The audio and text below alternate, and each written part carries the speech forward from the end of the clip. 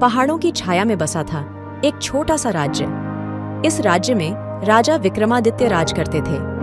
राजा बहुत दयालु थे, उनकी प्रजा उनसे बेहद प्यार करती थी। लेकिन रानी रत्नावली हमेशा दुखी रहती थी।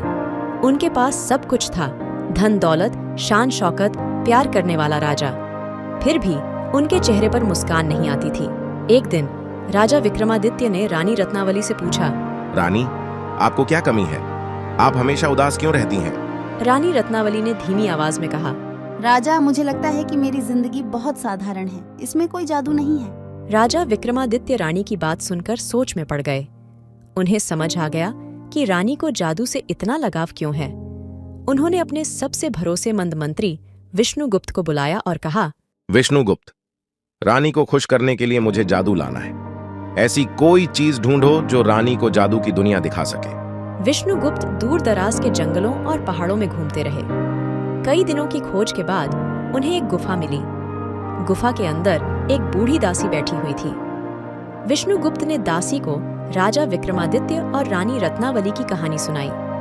दासी ने उनकी बात ध्यान से सुनी और फिर कहा, मैं रानी को जादू तो नहीं दे सकती, लेकिन मैं उन्हें जादुई चश्मा दे सकती हूँ। दासी ने विष्णुगुप्त को एक खूबसूरत चश्मा दिया। चश्मा सोने का बना हुआ था।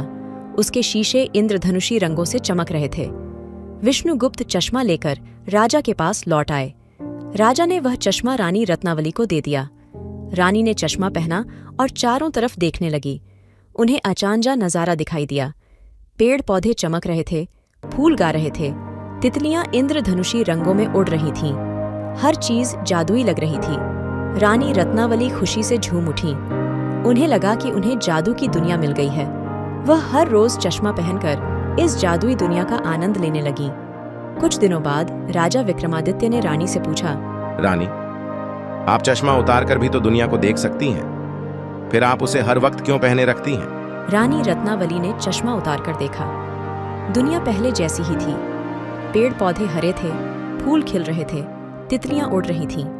लेकिन अब उन्हें वह जादू नजर नहीं आ रहा था। रानी उदास हो गईं। उन्हें समझ आ गया कि चश्मा जादू नहीं दिखा रहा था, बल्कि उनकी दुनिया को रंगीन बना रहा था।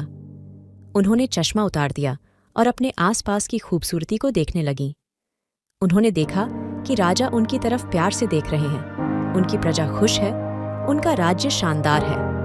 उन्हें एहसास हुआ कि असली जादू तो उनकी जिंदगी में पहले से ही था, उन्हें बस उसे देखना था। रानी रत्नावली अब हमेशा खुश रहने लगी। उन्होंने सीखा कि खुशी किसी जादू में नहीं, बल्कि जिंदगी की छोटी छोटी चीजों में छिपी होती है। तो आप भी अपनी जिंदगी में जादू ढूंढने